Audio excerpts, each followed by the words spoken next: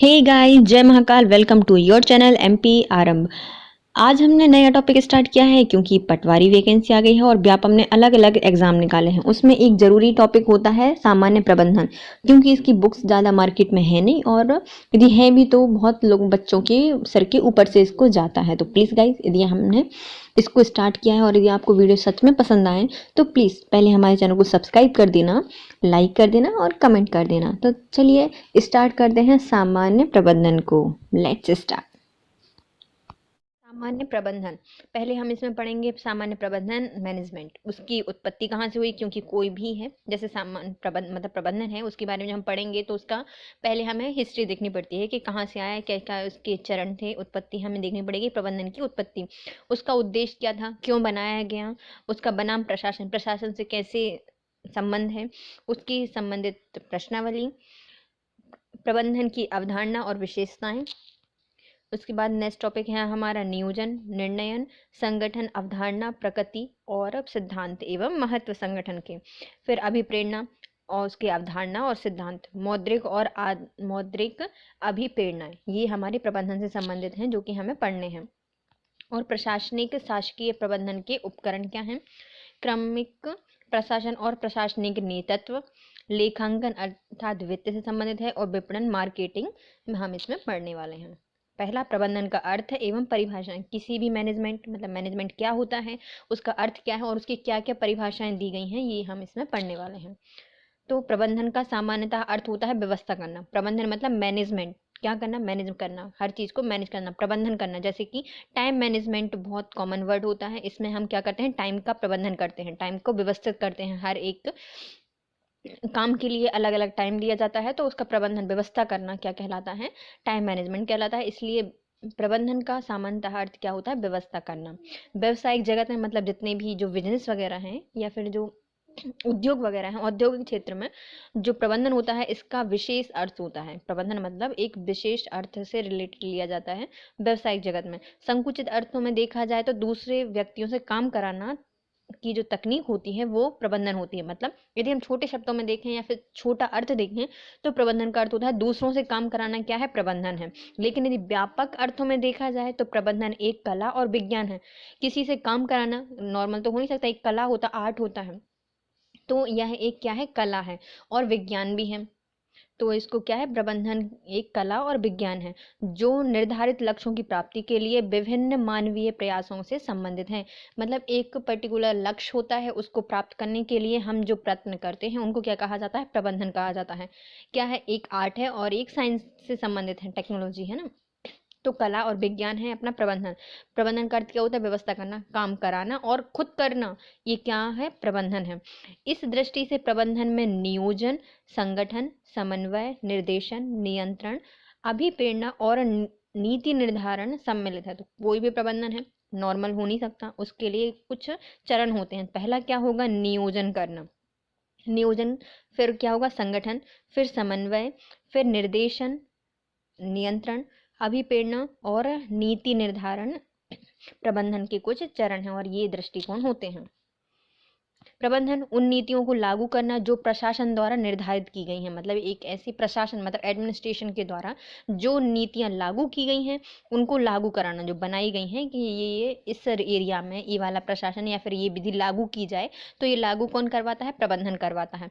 प्रबंधन की विचारधारा का इतना विकास हो चुका है कि इसकी कोई निश्चित परिभाषाओं को सीमा में बांधा नहीं जा सकता है कि हम इसकी एक पर्टिकुलर डेफिनेशन नहीं बता सकते, क्योंकि इतना ज़्यादा विकास हो चुका है प्रबंधन का कि इसकी एक पर्टिकुलर डेफिनेशन देना असंभव है। इस कारण से प्रबंधन की जो परिभाषा है वो अलग अलग विद्वानों ने अलग अलग परिभाषाएं दी हैं, जो कि इस प्रकार हैं। पहले आते हैं हेरोल्ड कून्स और हीज वारिक के अनुसार। तो हेरोल्ड कून्स एवं हीज वारिस के अनुसार प्रबंधन एक ऐसा पर्यावरण तैयार करना या बनाए रखने की प्रक्रिया है जिसमें लोग समूह में कार्य करते हैं और चुनिंदा जो लक्ष्य होता है उसको कुशलता से प्राप्त करते हैं। मतलब एक ऐसा एनवायरनमेंट तैयार करना या पर्यावरण को बनाना और ऐसी प्रक्रिया बनाना जिससे जो उसके अंदर जो लोग होंगे उसमें या फिर समूह होगा लोगों का, वो एक पर्टिकुलर लक्ष्य की प्राप्ति के लिए कुशलता से कार्य करेंगे। तो ये क्या कहलाता है, प्रबंधन कहलाता है। ये किसने कहा था, हेरोल्ड कूर्ज और हीज वारिक ने कहा था। वेरिक ने कहा था। तो देखिए हैरोल्ड कून्स को याद कर लीजिए कैंट से। कैंट क्या होता है? टैंक, टैंक है। और हीज मतलब आपने सुना होगा हौज होता है बहुत बड़ा, तो उसमें पानी वगैरह भरते हैं गांव में, तो हौज। और हीज मतलब क्या होता है? ये एक कंटेनर बनाना, उसमें क्या करना, कुछ लोगों को उसके अंदर समूह बना के रखना और उनको एक निर्धारित लक्ष्य देना और इनको बोलना कि वाला लक्ष्य निर्धारित करके आपको प्राप्त करना है।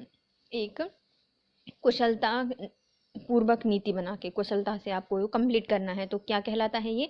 कैंट है। उसमें हौज है और एक ऐसा एनवायरनमेंट बना दिया, उसमें कुछ लोगों को छोड़ दिया, उनसे बोला कि ये लक्ष्य प्राप्त करना है, कुशलता से काम करो और उस लक्ष्य को प्राप्त करो। तो ये क्या होता है? ये है प्रबंधन। ये किसने कहा था? किंट और ही ने कहा था। इतनी सारी डेफिनेशन है इसलिए इनको ट्रिक ट्रिक से याद करनी पड़ेंगी। तो पहली हो एक कैंट या फिर हौज बनाना, जिसमें हम एक ऐसा एनवायरनमेंट बनाएंगे कुछ लोगों से जो कि एक कुशल अपनी कुशलता से एक निर्धारित लक्ष्य को प्राप्त करेंगे, तो ये क्या कहलाता है? प्रबंधन कहलाता है। दूसरा, Robert L Trewatha and M Gene Newport के अनुसार प्रबंधन को परिभाषित किया गया है। यह एक संगठन के परिचालन में नियोजन, संगठन एवं नियंत्रण की प्रक्रिया है। मतलब नियोजन मतलब प्लानिंग, संगठन मतलब ऑर्गेनाइजेशन, नियंत्रण मतलब कंट्रोल की एक प्रक्रिया है जो कि उद्देश्यों को प्रभावी एवं कुशलता से प्राप्त करने के लिए मानव और भौतिक संसाधनों के समन्वय के लिए की जाती है। इसका उद्देश्य क्या है? प्रभावी और कुशलता पूर्वक मतलब इफेक्टिव और अपने नॉलेज कुशलता से स्किल से मानव और भौतिक मतलब उनके जो संसाधन है, इंस्ट्रूमेंट जो दिए गए हैं, उनका समन्वय प्रयोग करके किसी लक्ष्य को प्राप्त करना क्या कहलाता है? प्रबंधन कहलाता है। तो इसमें इसका परिचालन के लिए क्या करना पड़ता है? पहले बात तो के लिए नियोजन होना चाहिए, एक पहले प्लान होना चाहिए कि क्या करना है। कुछ भी ऐसा नहीं कि उनको अंदर बंद कर दिया और कोई प्लान ही नहीं है कि कैसे अपने लक्ष्य को प्राप्त करना है, तो प्लान। फिर होता है ऑर्गेनाइजेशन, जहाँ पे वो काम करेंगे। और नियंत्रण मतलब एक दूसरा इंसान भी होगा जो उनको क्या करेगा? कंट्रोल करेगा, तो कंट्रोलिंग इसके अंतर्गत 3 आते हैं। इसके द्वारा उद्देश्यों को प्रभावी एवं कुशलता से पूरा करने के लिए जो मानव और भौतिक होते हैं उन संसाधनों के समन्वय के लिए किया जाता है, तो ये क्या कहलाता है? प्रबंधन कहलाता है। किसने कहा था? रॉबर्ट एल ट्रेवली और जेन न्यूपोर्ट ने कहा था। प्रबंधन एक ऐसे संगठन के परिचालन के लिए नियोजन, संगठन एवं नियंत्रण की प्रक्रिया है जो कि उद्देश्यों को प्रभावी और कुशलता से पूरा करने के लिए मानव एवं भौतिक संसाधनों में समन्वय करती है या समन्वय करने के लिए जानी जाती है। तो ये क्या है? प्रबंधन है। किसने कहा था? ट्रेवली और न्यूपोर्ट ने कहा था। ट्रेवली मतलब ट्रैवल करना है भैया हमें, और न्यूपोर्ट नए पोर्ट पे जाना है। तो ट्रैवल करके हम जब नए पोर्ट पे जाएंगे तो पहले क्या होगा? पहले एक प्लान बनाना पड़ेगा ना कि हमें यहाँ से क्या लेना है। यहाँ से जैसे घर से आप जाएंगे तो पहले टैक्सी बुक करनी है, फिर हमें बस में जाना है, फिर एयरपोर्ट जाएंगे हम, एयरपोर्ट से क्या हम एक फ़्लाइट लेंगे, फिर वहाँ से जाएंगे दूसरी एयरपोर्ट पर, है ना, कहाँ पे कहीं पर लैंड करेंगे, फिर हमारी जर्नी स्टार्ट होगी। तो क्या है? ट्रैवल करना है, तो पहले क्या लगेगा भैया? प्लानिंग होनी चाहिए। प्लान तो बना लिया लेकिन हमें उसमें जाना ही पड़ेगा, ऑर्गेनाइजेशन का जाना पड़ेगा ना। तो दूसरा ऑर्गेनाइजेशन। अब इतना सब कुछ हो गया, इसके लिए एक नियंत्रण भी जरूरी है, टाइम प्रबंधन होना चाहिए, क्योंकि यदि हम नियंत्रित समय पर नहीं निकलेंगे तो हमारी ट्रेन, बस, टैक्सी जो भी है वो निकल जाएगी। तो क्या होना चाहिए? कंट्रोलिंग भी होनी चाहिए। और मानव हम हैं और भौतिक मतलब जितने भी संसाधन हमें मिलेंगे जैसे फ्लाइट, एयरपोर्ट, बस, टैक्सी, ये क्या हो गया? संसाधनों का, उनका समन्वय मतलब संसाधनों का समन्वय करना, अपने लक्ष्यों को प्रभावी और कुशलता से पूरा करना, ये क्या कहलाता है? प्रबंधन कहलाता है। ये किसके द्वारा है? ट्रेवली और जेनी न्यूपोर्ट के। तो इसकी ट्रिक क्या है? हम ट्रैवल करने जाएंगे तो पहले हम प्लानिंग करेंगे, ऑर्गेनाइजेशन जाएंगे और उसको कंट्रोल करेंगे। फिर न्यूपोर्ट में हम उतरेंगे, वहाँ पे क्या होगा? मानव जैसे कि हम हैं, मानवीय संसाधन और जो और संसाधन होते हैं वो उनका विकास करना। कैसे करेंगे हम? तो प्रभावी ढंग से, इफेक्टिव तरीका होगा और अपने स्किल से उसको कंप्लीट करेंगे। तो ये क्या होता है? प्रबंधन। कीटनर के अनुसार प्रबंधन परिवर्तनशील पर्यावरण में सीमित संसाधनों का कुशलतापूर्वक उपयोग करते हुए संसाधनों के उद्देश्यों का प्रभावी ढंग से प्राप्त करने के लिए दूसरों से मिलकर और उनके माध्यम से कार्य कराने की प्रक्रिया क्या कहलाती है? प्रबंधन कहलाती है। प्रबंधन क्या है? एक परिवर्तनशील पर्यावरण में सीमित संसाधनों का कुशलतापूर्वक उपयोग करके संगठन के उद्देश्यों का प्रभावी ढंग से प्राप्त करने के लिए दूसरों से मिलकर उनके माध्यम से कार्य कराने की प्रक्रिया क्या कहलाती है?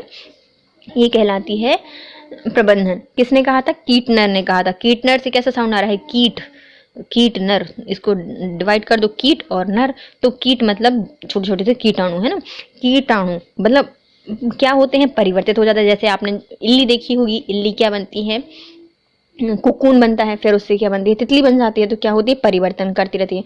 तो परिवर्तनशील पर्यावरण के जितने भी संसाधन हैं उनको कुशलता पूर्वक उपयोग करना। जितने भी प्राकृतिक संसाधन हैं, कि पहले हम इल्ली को देखें, उनको फिर कीट बनने दें, फिर कीट बनने से उनको तितली बनने दें, तो क्या है, उनको सीमित संसाधन है, बहुत कम ही होते हैं जो मतलब तितली बन पाते हैं।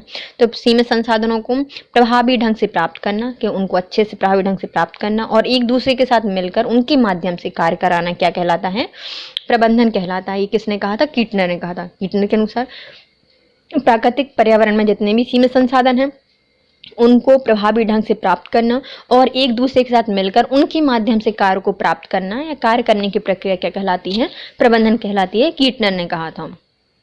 अब आते हैं हमारे पीटर एफ ड्यूकर। इनके अनुसार प्रबंधन प्रत्येक व्यवसाय का गतिशील एवं जीवनदायक तत्व होता है, जिसके नेतृत्व के अभाव में उत्पत्ति के साधन केवल साधन मात्र ही रह जाते हैं, कभी उत्पादन का रूप नहीं ले सकते। मतलब पीटर डॉकर ने कहा था कि जो प्रबंधन है यह व्यवसाय का एक गतिशील और जीवनदायक तत्व होता है। यदि व्यवसाय में प्रबंधन नहीं है तो यदि नहीं है तो उत्पत्ति के जितने भी साधन है, मतलब जिन साधन से कुछ बनाया जा सकता था वो सिर्फ साधन ही रह जाएंगे और कभी उत्पादन नहीं कर सकते। ये किसने कहा था, पीटर एफ ड्यूकर ने कहा था। इसकी ट्रिक क्या है, ड्यूकर मतलब डकार, हम खाना खाने के बाद क्या लेते हैं, डकार, डुकर। तो ये क्या है, खाना हमारे लिए क्या है, हमें गति प्रदान करता है और जीवनदायक तत्व है, हमें शरीर को जीवन भी देता है, तो गतिशीलता देता है और जीवनदायक है। तो ऐसे प्रबंधन क्या है, व्यवसाय का गतिशील तत्व और जीवनदायक तत्व है। इसके नेतृत्व के अभाव मतलब हम खाने के अभाव में जो हमारा शरीर है केवल शरीर ही रह जाएगा। हमारा जो इसकी जो प्रबंधन के अभाव में जो उत्पत्ति के साधन है वो सिर्फ साधन मात्र ही रह जाएंगे, कभी उत्पादन नहीं कर सकते। ऐसे यदि हमें खाना नहीं मिलेगा तो हमारा शरीर सिर्फ शरीर ही रह जाएगा, कभी काम ही नहीं कर पाएगा। तो ये किसने कहा था, पीटर एफ ड्यूकर ने कहा था। अच्छे भरपेट खाना खाओ और मस्त डकार दो, तो ड्यूकर।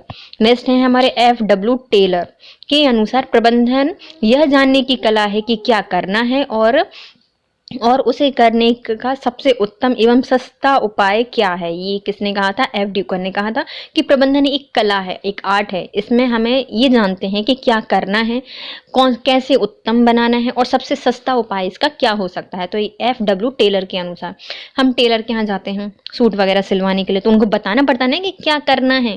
ये तो नहीं कि हम अपने कपड़ा सूट का कपड़ा दे के आ जाते हैं, नहीं ना, उनको बताना पड़ता है कि, और वो भी क्या है, कला है भैया, आर्ट है, वो सिर्फ टेलर ही बना सकते हैं अच्छे कपड़े। तो हमको क्या करते हैं कि क्या करना है बताते हैं कि भैया ऐसे ऐसे सूट बनाना है, ये यहाँ से ऐसा गला देना है, ऐसी डिज़ाइन देनी है। उसमें सबसे उत्तम और हम सबसे अच्छे टेलर के पास जाते हैं और सबसे सस्ते वाले के पास भी जाते हैं, जो ऐसा ना हो कि बिल्कुल मनीष मल्होत्रा जैसे कपड़े बना दो, इतने महंगे ले, नहीं ना, सस्ते कपड़े वालों के पास जाते हैं। तो सबसे उत्तम और सबसे सस्ता उपाय हम देखते हैं किसके पास, टेलर के पास। ये थे हमारे एफ डब्ल्यू टेलर। इन्होंने कहा था प्रबंधन एक कला है, इसमें ये पता किया जाता है कि क्या करना है और सबसे उत्तम एवं सस्ता उपाय क्या है। नेक्स्ट है हमारा, देखिए हम प्रबंधन को देख लेते हैं कि प्रबंधन होता क्या है। कार्य कराना, उनका प्रचलन करना और कर्मचारी इसके अंतर्गत होते हैं। इसमें भी क्या होते हैं, पहले तो मानव संसाधन होगा, मानव करेगा, उसके लिए कुछ वित्त संसाधन की आवश्यकता होती है, जिससे हम क्या खरीदेंगे, भौतिक संसाधन खरीदेंगे। फिर उनका संप्रेषण संसाधन की आवश्यकता होती है। फिर इसमें हम नियोजन करते हैं, संगठन बनाते हैं, नेतृत्व करते हैं और नियंत्रण करते हैं। पहले हम उसकी प्लानिंग करेंगे, ऑर्गेनाइजेशन बनाएंगे, उसको डायरेक्शन देंगे और फिर उनकी कंट्रोलिंग करेंगे। ये सब हमारे प्रबंधन के अंतर्गत आता है। अब आते हैं प्रबंधन की अन्य परिभाषाएं। ये तो हमारी कुछ फेमस वैज्ञानिक थे या फिर विशेषज्ञ थे जिनने अपनी परिभाषाएं दी थी। अब आते हैं कुछ अन्य परिभाषाएं, इससे पहले हम इनको कर लेते हैं रिवाइज। पहले कौन है, कैंट और हीज वॉर्विक। हीज मतलब इन्हें कैंट बनाया था, हॉज बनाया था, एक पर्यावरण प्रोवाइड किया था, इसमें कुछ आदमियों को रखा था, उनसे कहा था कि इस कार्य के जो चुनिंदा लक्ष्य है उसको कुशलता से प्राप्त करें, इसके लिए उनको इन्वायरमेंट बना के दिया था। तो ये कौन थे, हेरोल्ड कीज और हॉस थे, हुज वहरिक थे। इन्होंने क्या कहा था कि एक ऐसा वातावरण तैयार करना जिसमें लोग और समूह के साथ कार्य करके चुनिंदा लक्ष्यों को कुशलता से प्राप्त करें, ये प्रबंधन कहलाता है। नेक्स्ट है हमारे रॉबर्ट फ्रेली और एन जेनी न्यूपोर्ट। इसमें क्या था कि हमें ट्रैवल करना है तो एयरपोर्ट जाना है तो हमें क्या चाहिए पड़ेगा, मानव संसाधन चाहिए पड़ेंगे और भौतिक संसाधन की आवश्यकता होगी। पहले हमें प्लानिंग करनी पड़ेगी, ऑर्गेनाइजेशन जाएंगे और उनका नियंत्रण करना पड़ेगा। तो ये क्या था, सब हमारे ट्रैवल और न्यू पोर्ट से संबंधित था। इसमें इनने क्या कहा था, ट्रैवल और न्यू पोर्ट ने, इनके अनुसार प्रबंधन संगठन के परिचालन में नियोजन, संगठन और नियंत्रण की प्रक्रिया होती है जिसको प्रभावी एवं कुशलता से पूरा करना होता है और मानव एवं भौतिक संसाधनों के समन्वय से की जाती है। तो ये किसने कहा था, रॉबर्ट एल ट्रेवली और एम न्यू पोर्ट ने कहा था।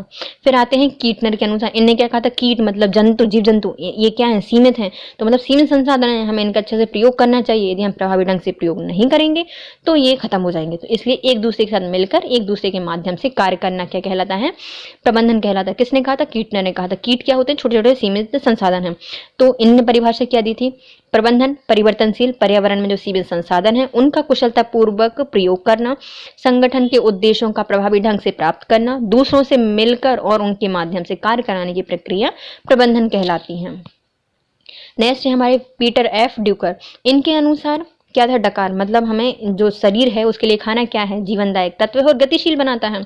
यदि हम उसका खाना नहीं खाएंगे तो हमें क्या होगी, अपना शरीर ना सिर्फ शरीर ही रह जाएगा, कुछ उत्पादन नहीं कर सकता। तो पीटर एफ ड्यूकर ने कहा था जो व्यवसाय प्रबंधन है वो व्यवसाय का एक गतिशील और जीवनदायक तत्व है। इसके अभाव में जो उत्पत्ति के जितने भी साधन है वो सिर्फ साधन मात्र ही रह जाएंगे, कभी उत्पादन नहीं कर सकते। ये कहा था पीटर एफ ड्यूकर ने। नेक्स्ट है हमारे एफ डब्ल्यू टेलर। टेलर के पास हम जाते हैं तो टेलर क्या है, कला है, उनसे हम बोलते हैं कि क्या करना है, कैसे करना है और सबसे उत्तम और सबसे सस्ता तरीका हम इसमें ढूंढते हैं। तो यह जानना, एफ डब्ल्यू टेलर ने कहा था कि प्रबंधन यह जानने की कला है कि क्या करना है और कैसे करना है और सबसे उत्तम और सबसे सस्ता उपाय इसके लिए क्या है। अन्य परिभाषाएं, जॉर्ज आर टेरी, वो थे ट्रेवल, है ना, और ये क्या है, टेरी, टेरना बुलाना है। प्रबंधन एक विशिष्ट प्रक्रिया है जिसमें नियोजन, संगठन, क्रियान्वयन और नियंत्रण का समावेश होता है। मतलब नियोजन प्लानिंग का, ऑर्गेनाइजेशन का, क्रियान्वयन और नियंत्रण, ऑर्गेनाइजेशन का क्रियान्वयन और नियंत्रण का समावेश होता है। 3 प्रमुख तत्व होते हैं। एक तो पहले प्लानिंग होनी चाहिए कि प्लान बनाना चाहिए कि क्या करना है, एक ऑर्गेनाइजेशन होना चाहिए और उस पर नियंत्रण भी स्थापित करना चाहिए। ये किसने कहा था, टेरी ने कहा था। और जो व्यक्तियों और संसाधनों के द्वारा उद्देश्यों के निर्धारण एवं निष्पादन के लिए सम्मिलित की जाती है। जो क्या करता है, ये तीनों मिलकर क्या करती हैं, व्यक्ति और जितने भी साधन हैं उनके द्वारा उद्देश्यों के निर्धारण और निष्पादन के लिए सम्मिलित की जाते हैं, उनको क्या कहा जाता है, प्रबंधन कहा जाता है। किसने कहा था, जॉर्ज आर टेरी ने कहा था। टेरी क्या है, टेरला भैया, टेरी मतलब डोरी, टेरी से याद रख लो, डोरी। डोरी से क्या करेंगे हम, एक प्रबंधन, पहले एक प्लानिंग करेंगे, फिर अपने ऑर्गेनाइजेशन में कुछ लोगों को कंट्रोल करके वहां पर बांध देंगे। जैसे कि व्यक्ति क्या करेंगे, जो संसाधन है उनके द्वारा निर्धारित के निर्धारण और निष्पादन के लिए सम्मिलित किए जाते हैं,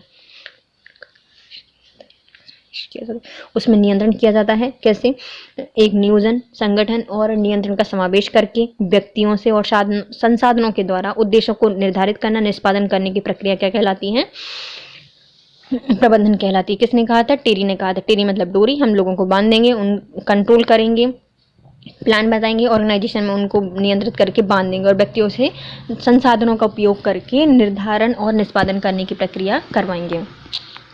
नेक्स्ट है हमारे हेनरी फियोल। इनके अनुसार प्रबंधन का आवश्यक पूर्वानुमान लगाना, नियोजन करना, संगठन की व्यवस्था करना, निर्देशन देना और समन्वय करना एवं नियंत्रण करना, यह प्रबंधन कहलाता है। तो हेनरी फेयोल ने कहा था कि प्रबंधन पहले से पूर्वानुमान लगा लेना, मतलब पहले क्या होने वाला है उसका मतलब दूरदृष्टि गोचर हो जाना, मतलब थोड़ा सा पहले पूर्वानुमान लगा लेना। नियोजन कर लेना मतलब प्लानिंग कर लेना, संगठन की व्यवस्था कर लेना मतलब ऑर्गेनाइजेशन बना लेना, निर्देशन देना मतलब डायरेक्शन भी जरूरी होती है, समन्वय मतलब कोऑर्डिनेशन बनाना और नियंत्रण करना, ये सब किसके अंतर्गत आता है, प्रबंधन के अंतर्गत आता है।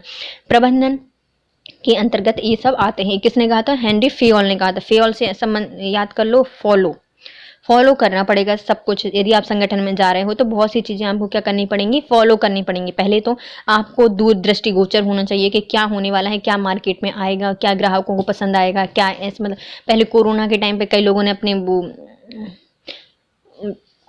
बिजनेस बदल दिए थे, है ना, सैनिटाइजर वगैरह बेचने लगे थे, मास्क वगैरह बेचने लगे थे। तो पूर्वानुमान लगा लेना कि क्या बिकेगा, पहले प्लानिंग कर लेना, संगठन की व्यवस्था करना, कि क्या है, उनको भी निर्देशन देना, ऐसे नहीं कि वो बिना अंधेरे में चल रही है तो उनको निर्देशन देना, मतलब डायरेक्शन देना, उनके बीच में कोऑर्डिनेशन बनाना और उनको नियंत्रण करना, ये सब किसके अंतर्गत आता है? प्रबंधन के अंतर्गत आता है। और इन सबको क्या करना पड़ता है? फॉलो करना पड़ता है। तो ये किसने कहा था? हेनरी फेयोल ने कहा था। नेक्स्ट है हमारा किम्बार एंड किम्बार के अनुसार विस्तृत रूप में प्रबंधन उस कला को कहा जाता है जिसके द्वारा किसी उद्योग में मानव और माल को नियंत्रित करने के लिए आर्थिक सिद्धांतों को लागू किया जाता है। तो किम्बाल और किम्बाल ने क्या कहा था कि प्रबंधन एक ऐसी प्रक्रिया है जिसमें किसी भी उद्योग में मानव एवं माल को नियंत्रित करने के लिए आर्थिक जो सिद्धांत हैं उनको लागू करना क्या कहलाता है? प्रबंधन कहलाता है। किम्बाल मतलब बाल, बालों से क्या याद रख लो? किम्बाल से याद आ जाएंगे अपने बाल जो कि रोज रोज झड़ रहे हैं। अब उस इंसान से बालों की कीमत पूछो जिनके बाल झड़ रहे हैं, तो ये क्या है? लोगों का माल है। तो मानव और माल का नियंत्रण करना मतलब बाल, मानव को अपने बालों का नियंत्रित करना। आर्थिक संसाधनों को लागू करना, आर्थिक संसाधन मतलब क्रीम तो नहीं, सीरम वगैरह लगाना, शैम्पू लगाना, तेल लगाना, उसका आर्थिक सिद्धांतों को लागू करना। उनको ये नहीं कि बस लेके आके रख दिया, नहीं, उनको लागू भी करना है। उनको लागू करना क्या कहलाता है? प्रबंधन कहलाता है। किम्बाल इनने क्या कहा था कि यह एक कला है जिसमें मानव और माल को नियंत्रित करने के लिए आर्थिक सिद्धांतों को लागू किया जाता है और अपने लक्ष्य को प्राप्त किया जाता है। तो ये क्या है? प्रबंधन। नेक्स्ट है हमारा EFL बेंच। इनके अनुसार प्रबंधन एक सामाजिक प्रक्रिया है। इसमें एक उपक्रम की क्रियाओं के प्रभावी नियोजन एवं नियमन का उत्तरदायी सन्निहित होता है। ऐसे उत्तरदायी में विभिन्न बातों का समावेशन होता है। इनने क्या कहा था? इनने कहा था कि प्रबंधन क्या है? एक सामाजिक प्रक्रिया है भैया, और इसमें एक ऐसे उपक्रम की प्रक्रिया के प्रभावी नियोजन मतलब प्लानिंग और नियमन का उत्तरदायी सन्निहित होता है। मतलब एक ऐसी प्रक्रिया है जिसमें नियोजन और जो नियमन है वो उत्तरदायित्व होता है। उत्तरदायित्व में निम्नलिखित बातें होती हैं। पहला, योजना को क्रियान्वित करने के लिए प्रयोजन में प्रयुक्त कार्यविधि स्थापित करना और अपनाना।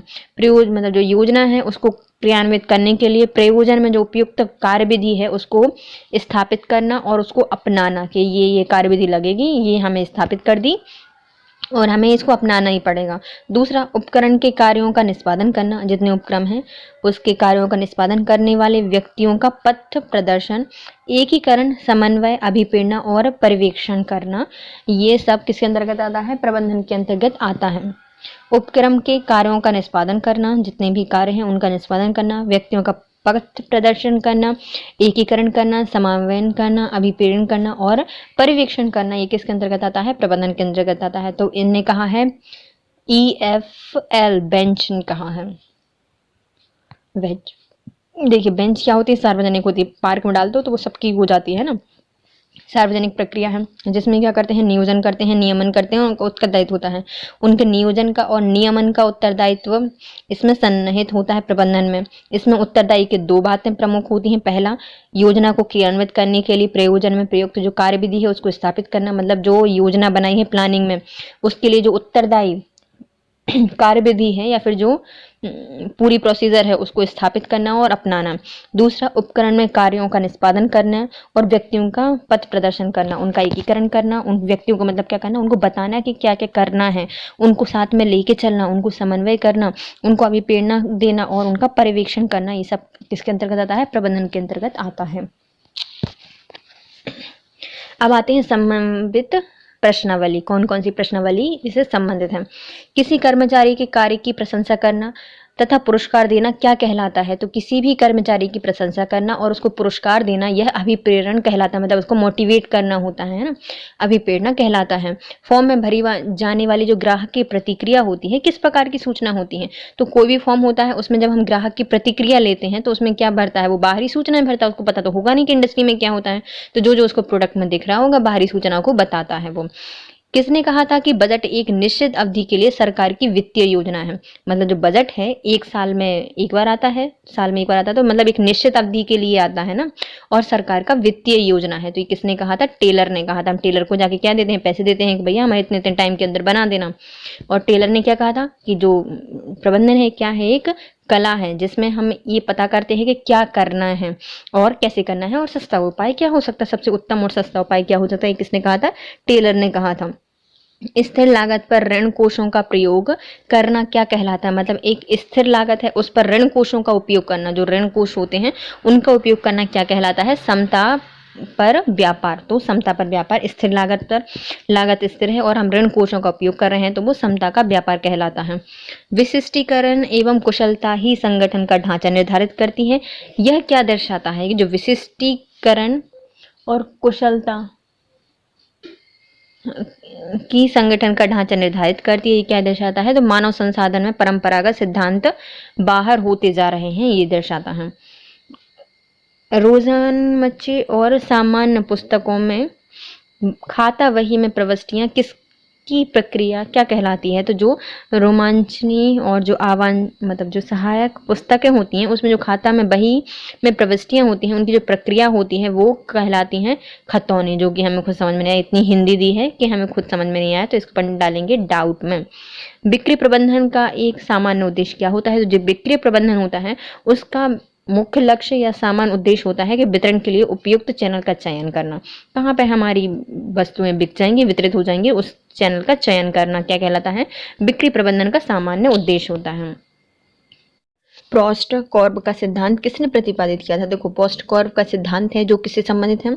ऑर्गेनाइजेशन से या फिर जो प्रबंधन है उससे संबंधित है। तो यह दिया था लूथर गुलिक द्वारा दिया गया था। पोस्टकॉर्ब का सिद्धांत किसके द्वारा दिया गया था? लूथर गुलिक के द्वारा दिया गया था। पोस्टकॉर्ब का पूर्ण रूप क्या होता है? तो पी से होती है प्लानिंग अर्थात नियोजन, ओ से होता है ऑर्गेनाइजिंग अर्थात संस्थान, एस से होता है स्टाफिंग या फिर कर्मचारी, डी से होता है डायरेक्टिंग निर्देशन देना, सी ओ से होता है कोऑर्डिनेशन समन्वयन, और आर से होता है रिपोर्टिंग, और बी से होता है बजट। पोस्टकॉर्ब का पूर्ण रूप क्या होता है? पी से प्लानिंग, ओ से ऑर्गेनाइजेशन, एस से स्टाफ, डी से डायरेक्टिंग, सी ओ से कोऑर्डिनेशन, आर से रिपोर्टिंग और बी से बजटिंग। प्रबलीकरण का सिद्धांत किस पर आधारित है? तो जो प्रबलीकरण का सिद्धांत है वह अधिगमन सिद्धांत और स्पिनर के सिद्धांत पर आधारित है। प्रबलकरण, कोई भी चीज प्रबलता से की जाती है तो प्रबलीकरण का सिद्धांत मतलब बहुत प्रबलता से कर रहे हैं। तो अधिगमन, किसी को भी भगा सकते हैं, अधिगमन कर सकते हैं किसी का भी, और किसको भी घुमा सकते हैं तो स्पिनर कर सकते हैं। तो अधिगमन के सिद्धांत और स्पिनर के सिद्धांत प्रबलीकरण के सिद्धांत से संबंधित हैं। विचारधारा का मस्तिष्क जटिल एवं प्रत्यक्ष दर्पण होता है। जो विचारधारा का मस्तिष्क जटिल एवं प्रत्यक्ष दर्पण होता है, यह एक ऐसा प्रयोग है जिसमें मानसिक विचार शब्दों के रूप में ढलकर सम्मुख आते हैं। यह सिद्धांत किसका था? तो ये था जॉर्ज हाउस्टन ने। जॉर्ज हाउस्टन ने कहा था कि जो प्रबंधन है वह विचारों का मस्तिष्क जटिल एवं प्रत्यक्ष दर्पण होता है। यह एक ऐसा प्रयोग है जिसमें मानसिक विचारों के रूप में ढलकर सम्मुख आ जाते हैं।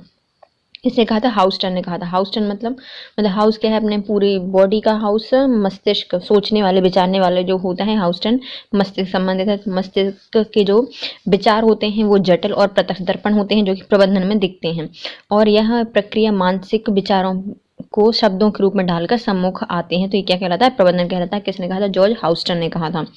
जो संस्थाएं विभिन्न ग्राहकों में अंतर नहीं करती, मतलब अलग अलग ग्राहक हैं उनमें अंतर नहीं करती, और अपना एक विपणन कार्यक्रम अपनाती हैं, मतलब एक ही उनका विपणन कार्यक्रम रहेगा, मतलब एक ही बांटने की प्रवृत्ति जो होती है वो अपनाती हैं, उसको क्या कहा जाता है? ऐसी नीति को कहा जाता है भेदभाव रहित विपणन नीति। मतलब भेदभाव रहित है, कोई भेदभाव नहीं है, सभी ग्राहकों को में कोई अंतर नहीं किया जा रहा है, सबके लिए सिर्फ एक ही नीति अपनाई जा रही है, तो इसको कहा जाता है भेदभाव रहित विपणन नीति। किस स्तर के प्रबंधक विभागीय प्रयोगों के लिए चिंतित होते हैं? तो जितने भी उद्देश्य हैं विभागीय स्तर, मतलब उनके विभाग का बस उद्देश्य क्या है, इसके लिए वहाँ का जो प्रबंधक है वह चिंतित होता है। तो ये कौन से होते हैं? तो मध्य स्तरीय जो प्रबंधक होता है वह विभागीय उद्देश्यों के लिए चिंतित होता है कि अपना लक्ष्य प्राप्त करना है विभाग का। लॉरेंस ए एप्ले के अनुसार प्रबंधक मनुष्यों का विकास है, ना कि वस्तुओं का निष्पादन निर्देशन, यह कार्मिक प्रशासन है। ये किसने कहा था? तो लॉरेंस ए एप्पल ने कहा था कि जो प्रबंधन है वह मनुष्यों का विकास है, मतलब जो मनुष्य हैं उनका विकास करना प्रबंधन करता है, ना कि वस्तुओं का निर्देशन करना प्रबंधन कहलाता है। यह कार्मिक प्रशासन है, मतलब जो काम करने से, कर्म करने से जो आता है प्रशासन, उसको क्या कहा जाता है? प्रबंधन कहा जाता है। प्रबंधन एक वैज्ञानिक प्रक्रिया है जो कि पूर्ण निर्धारित लक्ष्यों को प्राप्त करने के उद्देश्य विभिन्न मानवीय प्रयासों का नियोजन करने, संगठन करने, समन्वय करने, निर्देशित करने, अभिप्रेरित करने और नियंत्रण करने के लिए अपनाई जाती है। तो प्रबंधन क्या है? प्रबंधन एक मनुष्य का विकास करने की प्रक्रिया है, ना कि वस्तुओं का निर्देशन देने की। इसमें क्या किया जाता है? जो पूर्ण निर्धारित लक्ष्य होते हैं उनको प्राप्त करने के लिए मानवीय प्रयासों का नियोजन किया जाता है, उनका संगठन करने, उनको समन्वित करने, उनको निर्देशित करने, अभिप्रेरित करने और नियंत्रित करने के लिए अपनाई जाती है। तो ये क्या है? प्रबंधन है। ये किसने कहा था? तो लॉरेंस ए एप्पल ने कहा था कि मनुष्य का विकास करना है, ना कि वस्तुओं का निर्देशन। प्रबंधन, प्रशासन और संगठन के अर्थ क्या क्या है? देखिए, हमने पढ़ा है प्रशासन, एडमिनिस्ट्रेशन पढ़ा है, लोक प्रशासन वगैरह पढ़ते हैं। प्रबंधन आता है जिसे हम मैनेजमेंट पढ़ते हैं। और संगठन का अर्थ मतलब जो ऑर्गेनाइजेशन है उसके, इनके अलग अलग अर्थ हैं लेकिन तीनों संबंधित हैं, थोड़ा थोड़ा डिफरेंस है। इनमें क्या डिफरेंस है? जैसे मैनेजमेंट, एडमिनिस्ट्रेशन और ऑर्गेनाइजेशन में क्या अंतर है, इनके अर्थ क्या क्या हैं और ये एक दूसरे से कैसे अलग हैं, ये हम पढ़ेंगे। तो पहले आता है प्रशासन मतलब एडमिनिस्ट्रेशन, व्यावसायिक उपक्रम का वह रूप जो कि प्रमुख नीति लक्ष्यों के व्यापक निर्धारण से संबंधित होता है, प्रशासन कहलाता है। मतलब कोई भी जो नीति है, हमें एक लक्ष्य प्राप्त करना है, ये है हमारा गोल, उसको प्राप्त करने के लिए एक हम नीति बनाएंगे और उसका निर्धारण करेंगे, है ना, उसका व्यापक रूपता से निर्धारण करेंगे, लक्ष्य का निर्धारण करेंगे। ये क्या कहलाता है? प्रशासन कहलाता है। मतलब एडमिनिस्ट्रेशन क्या करता है? नीतियों को बनाता है और उस लक्ष्य को निर्धारित करता है, तो वो प्रशासन हो गया। यह ऐसा उपक्रम है जो कि प्रमुख नीतियों को, लक्ष्यों को व्यापक निर्धारण से संबंधित है, यह प्रशासन कहलाता है। अब आता है प्रबंधन अर्थात मैनेजमेंट। मैनेजमेंट यह एक ऐसा नेतृत्व कार्य है, मतलब इसमें क्या करना है? नेतृत्व करना है। इसमें सामान्यतः लक्ष्यों की प्राप्ति की जाती है, मतलब हमने लक्ष्य को निर्धारित कर लिया, लक्ष्य बना लिया, ये हमारा एडमिनिस्ट्रेशन है। उसके लिए जो नीति बनाई है वो क्या है? वो भी एडमिनिस्ट्रेशन है, लेकिन हमें इस पर कार्य करना है और उस लक्ष्य को प्राप्त करना है, ये हमारा क्या है? प्रबंधन है। इसके लिए मानवीय प्रयासों का नियोजन होता है, मतलब प्लानिंग होती है, संगठन होता है मतलब ऑर्गेनाइजेशन होती है, निर्देशन डायरेक्शन होती है, उसको कंट्रोल करना पड़ता है, नियंत्रित किया जाता है। यह एक भौतिक और मानसिक संसाधनों के कुशलतम प्रयोग द्वारा उचित निर्णय और निर्देशन के माध्यम से दूसरे से कार्य कराने की कला होती है। इसमें क्या होता है? जो मानवीय संसाधन मतलब जैसे कि हम, और भौतिक संसाधन जैसे हमारी पुस्तकें, बुक्स, पेन वगैरह, उनका कुशलतम से प्रयोग करना, उनका निर्णयन करना और निर्देशन के द्वारा दूसरों से कार्य करा के अपने लक्ष्य को प्राप्त करना क्या कहलाता है? प्रबंधन कहलाता है। अब आता है ऑर्गेनाइजेशन। किसी कार्य को संपादित करने के लिए किन किन क्रियाओं को किया जाए, मतलब ऐसी कौन कौन सी क्रियाएं हैं जिनको अपने लक्ष्य को प्राप्त करने के लिए किया जाना चाहिए, इसका निर्धारण करना, व्यक्तियों के बीच उन कार्यों के वितरण की व्याख्या करना, मतलब कौन सा व्यक्ति कौन सा कार्य करेगा, क्या क्रिया उसको करनी चाहिए, इसका व्यवस्था करना संगठन कहलाता है। इस प्रकार प्रशासन किसी उपक्रम के लक्ष्य, उद्देश्य और नीति का निर्धारण करता है। देखिए, अब संगठन क्या है? क्रियाएं बना ली, उनको कैसे करना है, कौन सा कार्य कौन कौन करेगा, उनका वितरण कैसे करना है, ये कौन करता है? संगठन करता है। तो किसी भी लक्ष्य को प्राप्त करने के लिए उसके उद्देश्य और नीति का निर्धारण करना क्या कहलाता है? प्रशासन करता है। उसका उद्देश्य क्या है और उसके लिए नीति कौन सी निर्धारित की जाएंगी, तो ये करता है कौन? प्रशासन। उसके अनुसार कार्य करवाना प्रबंधन का कार्य है कि जो नीतियां बनाई हैं और लक्ष्य को प्राप्त करने के लिए, जिस उद्देश्य के लिए, उससे काम कराना क्या कहलाता है? प्रबंधन कहलाता है। संगठन उपयुक्त लक्ष्यों और उद्देश्यों की प्राप्ति हेतु एक ओर तो विभिन्न कार्यों और क्रियाओं में सामंजस्य मतलब कोऑर्डिनेशन स्थापित करने की प्रक्रिया होती है, तथा दूसरी ओर कार्यरत व्यक्तियों के बीच बेहतर संबंध स्थापित करने की कला होती है। मतलब जो कार्य है और क्रियाएं हैं, इन दोनों कार्यों को और जो क्रियाएं हैं उनको सामंजस्य स्थापित करना, किससे? अपने लक्ष्य और उद्देश्यों की प्राप्ति के लिए, तथा इन दूसरी ओर जो व्यक्ति हैं उनके बीच संबंध स्थापित करना, ये क्या कहलाती है? यह संगठन कहलाता है।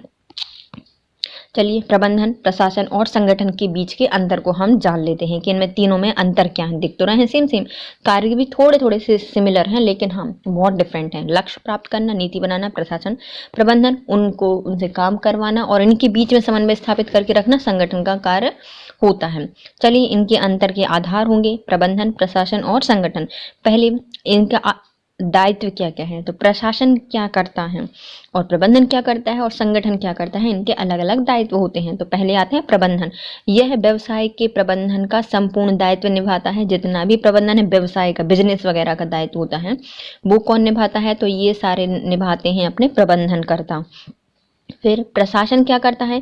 यह व्यवसाय को बुनियादी नीति मतलब क्या क्या तुम्हारी पैरामीटर्स में नीतियाँ होनी चाहिए वो बताता है, और पूंजी प्रदान करता है, मतलब जो फाइनेंशियल सुविधाएं होता है वो कौन देता है? प्रशासन देता है। मतलब आपके व्यवसाय के लिए नीति बताना और उनके लिए पूंजी प्रदान करना, इसका दायित्व होता है, तो ये प्रशासन का दायित्व होता है। अब आता है संगठन। यह प्रबंधन और प्रशासक के मध्य समन्वय लाने के लिए दायित्व निभाता है। मतलब जो प्रबंधन है और प्रशासन है, इन दोनों के बीच में समन्वय स्थापित हो, यह कार्य कौन करता है? तो ये कार्य करता है अपना संगठन। देखिए प्रबंधन क्या करता है? प्रबंधन व्यवसाय का संपूर्ण दायित्व खुद निभाता है कि भैया हम व्यवसाय करेंगे, लेकिन व्यवसाय की नीति और पूंजी कौन देता है? तो प्रशासन देता है, और उन दोनों के बीच में समन्वय स्थापित करता है संगठन। इनकी अवधारणा, तो जो प्रबंधन है यह एक सिद्धांत पर चलता है, सैद्धांतिक अवधारणा है, सिद्धांतों पर चलता है। मानवीय अवधारणा भी होती है, क्योंकि यह प्रबंधन किससे जुड़ा होता है? सीधा मानव से जुड़ा होता है, जहाँ पर उनके जो कर्मचारी वगैरह होते हैं, मानव संसाधन, उनसे जुड़ा होता है प्रबंधन। तो ये किससे चलता है या फिर अवधारणा कौन कौन देता है? तो संवैधानिक अवधारणा है और मानवीय अवधारणा पर आधारित है प्रबंधन। अब आता है प्रशासन।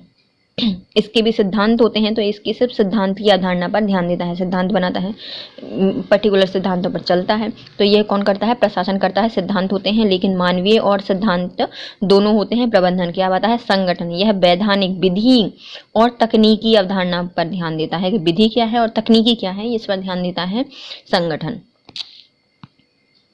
स्तर, मध्य स्तरीय कार्य का प्रभारी कौन होता है? प्रबंधन होता है। जो मध्य स्तर मतलब पूरा कार्य कराने किसका काम होता है? तो ये प्रबंधन कार्य होता है, अर्थात मध्य स्तरीय कार्य का प्रभारी होता है प्रबंधक। उच्च स्तरीय कार्य का प्रभारी होता है जो सबसे उच्च कार्य, क्योंकि उच्च नीति बनाना, उनके लिए फाइनेंस वगैरह प्रोवाइड करना, ये कौन करता है? उच्च स्तर के प्रभारी करते हैं। तो उच्च स्तर का कार्य कौन करता है? प्रशासन करता है। इसका स्तर प्रशासन के परस्पर सहयोग द्वारा निर्धारित होता है। जो यह प्रशासन पर सहयोग देता है, संगठन ऑर्गेनाइजेशन क्या करता है? प्रशासन के में अपना सहयोग देता है, और उनके परस्पर सहयोग पर यह निर्धारित होता है कि उसका क्या स्तर है। अब आती है नीति। जो प्रबंधन है वह नीतियों को लागू कराता है, प्रशासन यह नीतियों का निर्माण करता है, और यह नीति लागू करने हेतु व्यक्ति के समूह का निर्माण करता है। तो व्यक्तियों के समूह का निर्माण करता है ऑर्गेनाइजेशन। जितनी व्यक्ति हैं उनका निर्माण का कौन करता है? ऑर्गेनाइजेशन। नीतियों का निर्माण करता है प्रशासन, नीतियों को लागू करता है प्रबंधन। अधिकार, यह अधिकारों को लागू कराता है। जो प्रबंधन है वो क्या करता है? जितने भी अधिकार मिले हैं उनको लागू कराएगा प्रबंधन। अधिकारों का निर्माण कौन करेगा? निर्धारण कौन करेगा कि कौन कौन से अधिकार होने चाहिए? तो प्रशासन अधिकारों का निर्धारण करते हैं, और जो ऑर्गेनाइजेशन होता है यह अधिकारों से प्रभावित होते हैं। जो अधिकार बनेंगे वो किसको प्रभावित करेंगे? तो ऑर्गेनाइजेशन को प्रभावित करते हैं कि अच्छा नियम है, खराब नियम है, तो इससे प्रभावित होगा कौन? ऑर्गेनाइजेशन। लागू कराएगा प्रबंधन, और कौन बनाएगा या निर्धारण करेगा? प्रशासन। किसके द्वारा प्रभावित होते हैं? अब ये सब है, किसके द्वारा प्रभावित होंगे? तो मानव प्रबंधन शक्ति द्वारा प्रभावित होता है प्रबंधन, क्योंकि मानव से जुड़ा कौन होता है? प्रबंधन। कार्य कराने के काम होता है प्रबंधन का, तो जितनी मानव की शक्ति होगी इससे प्रभावित होता है प्रबंधन। प्रशासन के बाह्य घटकों द्वारा प्रभावित होता है प्रशासन। जितने बाहर के घटक होते हैं, कंपनी ऑर्गेनाइजेशन वगैरह के बाहर के घटक होते हैं, तो उनसे प्रभावित होता है कौन? प्रशासन, क्योंकि सारी नीतियाँ इनको बनानी होती हैं, तो यह बाहर के घटकों से प्रभावित होते हैं प्रशासन।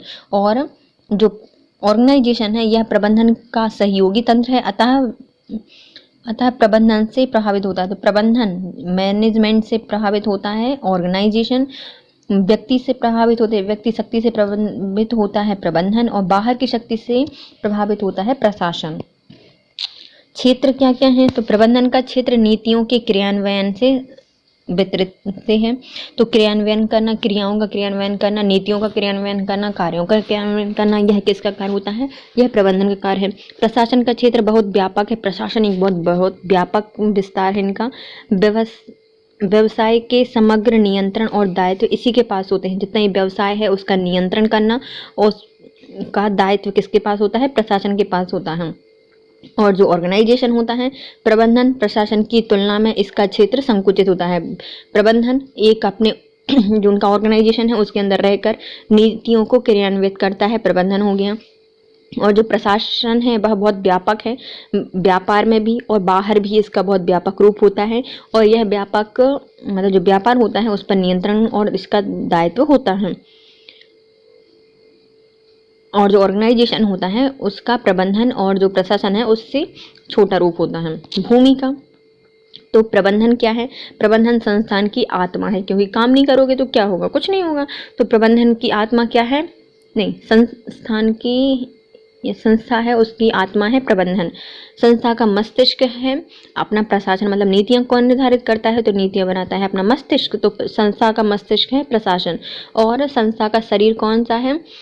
ऑर्गेनाइजेशन। संस्था का शरीर कौन है? ऑर्गेनाइजेशन, जिस पर कार्य होता है।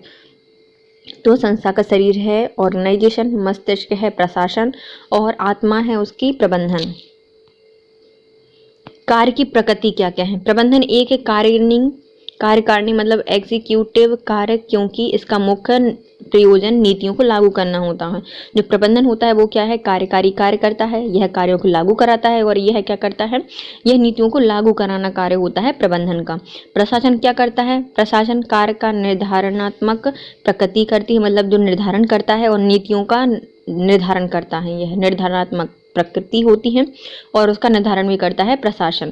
संगठन का कार्य प्रभावी तंत्र होता है की भांति होता है, मतलब ये क्या करते हैं? कार्य प्रभावी का तंत्र होता है, क्योंकि यह प्रबंध एवं प्रशासन के लिए प्रभावी मशीनरी का निर्माण करता है। जितने ही प्रशासन और प्रबंधन के लिए मशीन वगैरह की आवश्यकता होती है उसका निर्माण कौन करता है? ऑर्गेनाइजेशन करता है। तो ये क्या है? प्रभावी तंत्र है की तरह व्यवहार करता है। देखिए प्रबंधन क्या है? तो यह कार्यकारिणी कार्य करता है, प्रशासनिक निर्धारण का कार्य करता है प्रशासन, और जो ऑर्गेनाइजेशन होता है वह कार्य प्रभावी तंत्र है, क्योंकि जितने भी प्रशासन और प्रबंधन के लिए कार्य चाहिए पड़ते हैं, प्रभावी मशीनें चाहिए पड़ती हैं, वह ऑर्गेनाइजेशन प्रोवाइड करता है। फिर आता है प्रशासन द्वारा उद्योग या उपकरण की सामान्य नीतियों का निर्धारण किया जाता है तथा प्रबंधन इस नीतियों को लागू करने का कार्य करता है। प्रशासन क्या करता है? जितने भी उद्योग हैं, उपक्रम हैं, उनके लिए सामान्य नीति बनाता है, प्रबंधन उन नीतियों को लागू का कार्य करता है। अब आते हैं प्रबंधन की विशेषताएं क्या हैं। तो हमने पढ़ लिया डिफरेंस प्रबंधन में, प्रशासन में और ऑर्गेनाइजेशन में, लेकिन अब प्रबंधन तो हमने पढ़ लिया कि क्या काम करता है? कार्य कराने का काम होता है। तो इसकी विशेषता क्या क्या है? तो यह प्रबंधन एक उद्देश्यपूर्ण प्रक्रिया है, मतलब उद्देश्य को पूर्ण करने के लिए प्रक्रिया होती है। प्रबंधन सर्वव्यापी है, मतलब हर कहीं फैला है। प्रबंधन बहुआयामी होता है, इसके आयाम है कार्य का प्रबंधन करना, लोगों का प्रबंधन करना और परिचालन करना। ये क्या है? प्रबंधन के बहुआयामी रूप है। प्रबंधन एक निरंतर चली आने वाली प्रक्रिया है, हमेशा से चली आ रही है। प्रबंधन एक सामूहिक क्रिया भी है, समूह में मिलकर कार्य करता है। क्या है? उद्देश्य के पूर्ण करता है, सर्वव्यापी है, बहुआयामी है, मतलब कार्य का प्रबंधन करता है, लोगों का करता है, परिचालन करता है। यह निरंतर चलने वाली प्रक्रिया है और यह एक सामूहिक क्रिया है। अब आते हैं संभावित प्रश्न क्या क्या हो सकते हैं। तो विपणन के लिए नीति बनाना, बाजारों का मूल्यांकन करना, नए उत्पादों पर नजर रखना, यह क्या संदर्भित करता है? जितने भी बाजार हैं उनके लिए विपणन मतलब मार्केटिंग वगैरह है ना, उसके लिए नीतियां बनाना कैसे होगी, बाजार का मूल्यांकन करना कि बाजार में क्या मूल्य चल रहे हैं, और नए उत्पादों पर नजर रखना कौन कौन से नए प्रोडक्ट आ रहे हैं, यह क्या कहलाता है? तो यह कहलाता है विपणन पर्यावरण। संघर्ष प्रक्रिया में संघर्ष कहाँ दृष्टिगोचर होता है? तो जो संघर्ष यदि आप कर रहे हो तो संघर्ष आपके व्यवहार में दिखता है, तो संघर्ष प्रक्रिया में संघर्ष दिखता है आपके व्यवहार में। जॉन और स्टोरी ने मानव संसाधन प्रबंधन को कितने भागों में बांटा था? तो जॉन की स्टोरी में या जॉन और स्टोरी में मानव प्रबंधन को कितने भागों में बांटा गया था? 4 भागों में बांटा गया था। जॉन की स्टोरी में 4 भागों में मानव संसाधन को बांटा गया था। 2 हाथ हैं, 2 पैर हैं, 2 गए कितने? 4। तो जॉन की स्टोरी में मानव संसाधन कितने प्रकार के थे? 4 प्रकार के थे। बंधन पत्र, डिवेंचर्स और आवधिक कर्ज किस प्रकार की देनदारियां होती हैं? मतलब बंधन पत्र हमने एक बांध के रख दिया है, पता नहीं हम कब खोलेंगे। डिवेंचर्स इनको बंच बना के रख दिया है ना, डिवेंच कर दिया है, इनको बंच कर दिया है। और आवधिक मतलब आवधिक कर्ज है, इनका हमने लिया है क्या? उधार या ऋण लिया है। तो ये कैसी देनदारियां होती हैं? तो ये दीर्घकालीन देनदारियां होती हैं, बहुत लंबे समय तक चलती हैं। बंधन पत्र, डिवेंचर्स और आवधिक जो कर्ज होता है वो कैसी हैं? दीर्घकालीन देनदारियां होती हैं। पूंजी और लाभांश भुगतान का पूर्वाधिकार रखने वाले क्या कहलाते हैं? जो पूंजी है और लाभांश भुगतान का जो पूर्वाधिकार रखते हैं वो कौन कहलाते हैं? तो यह कहलाते हैं अभिमान अंशधारी। जितना भी पूंजी है और उसका लाभांश मतलब प्रॉफिट है, उसका भुगतान का पूरा अधिकार रखते हैं, ये तो क्या कहलाते हैं? अभिमान। इनको थोड़ा अभिमान तो होगा, अभिमांश अंशधारी कहलाते हैं। जब एक प्रबंधक बाहर की दुनिया को संगठन की सूचना देता है तब वह क्या कहलाता है? तो जो एक प्रबंधक है, प्रबंधन करने वाला, वह बाहर की दुनिया को क्या दे रहा है? संगठन की सूचना दे रहा है, तो क्या होगा? वो प्रवक्ता होगा कि हमारे ऑर्गेनाइजेशन में क्या बनता है, कैसे बनता है, क्या क्या इसके यूज हैं, तो वो कौन है? प्रवक्ता है। दोहरी लेखा प्रणाली किस प्रकार की लेखांकन पद्धति होती है? दोहरी लेखा प्रणाली मतलब एक बार तो हम लिख सकते हैं लेकिन हम दो बार नहीं लिख सकते, तो दोहरी लेखा प्रणाली क्या कहलाती है? तो यह वैज्ञानिक पद्धति है भैया, वैज्ञान कर सकते हैं ऐसा, है ना। तो वैज्ञानिक पद्धति कौन सी कहलाती है? दोहरी लेखा प्रणाली वैज्ञानिक पद्धति कहलाती है। अभिप्रेरणा कितने प्रकार की होती है? तो अभिप्रेरणा मतलब मोटिवेशन आप कैसे दे सकते हो? मौखिक या मौद्रिक, या फिर अमौद्रिक पैसे के रूप में दे दो, या फिर ऐसी मोटिवेट कर दो। दो प्रकार की होती है, मौद्रिक और अमौद्रिक। किसी नियुक्ता मतलब किसी कर्मचारी, नियुक्ता द्वारा, कर्मचारी मतलब जिसने नियुक्त किया है उसके द्वारा कर्मचारियों को बोनस देना कौन सी अभिप्रेरणा होती है? तो अब कर्मचारियों को बोनस देना कौन सा अभिप्रेरण है? तो ये है उनको मौद्रिक अभिप्रेरणा, मतलब उनको मोटिवेट कर रहे हो कि देखो हाँ बोनस मिलता है, अच्छे से काम करना। किसी विशेष तिथि पर व्यवसाय की संपत्ति और दायित्व का प्रकाशन या प्रदर्शन करना क्या कहलाता है? तो किसी विशेष तिथि पर जो व्यवसाय है उसकी संपत्ति और दायित्व का प्रदर्शन करना, यह वित्तीय विवरण कहलाता है। मतलब वित्तीय विवरण किनके सामने रख रहे हो? सबके सामने रख रहे हो, अपनी व्यवसाय की संपत्ति और दायित्व का रख रहे हो, तो वित्तीय विवरण कहलाता है। यह कथन किसका था? कि मानवीय संसाधन प्रबंधन नीति, प्रक्रिया, कार्यवाहियों का एक विशिष्ट क्षेत्र है, अतः इसके अंतर्गत एक कार्य संगठन में व्यक्ति का प्रबंधन शामिल होता है। ये किसने कहा था? ये कहा था कैथ सूसन ने। यह किसका कथन है? कि मानव संसाधन प्रबंधन नीतियों, क्रियाओं, क्रियान्वयन का एक विशिष्ट क्षेत्र है। इसके अंतर्गत एक कार्य संगठन में व्यक्ति का प्रबंधन शामिल होता है। तो ये कहा था कैथ सूसन ने, कैथ सूसन ने कहा था। एक उपक्रम में मानवीय तत्वों को विकसित और प्रतिबंधित करने की प्रक्रिया क्या कहलाती है? तो एक उपक्रम में मानवीय तत्वों को विकसित करना और उनको प्रतिबंधित करना, यह कहलाता है मानव संसाधन प्रबंधन। एक उपक्रम में मानवीय तत्वों को विकसित करना, जितने ही मानव के तत्व हैं उनको विकसित करना, उनको प्रतिबंधित करना, यह प्रक्रिया कहलाती है मानव संसाधन प्रबंधन की। इसके साथ हमारा टॉपिक होता है कंप्लीट। तो please guys share, subscribe and like my video. Thank you so much. Have a nice day.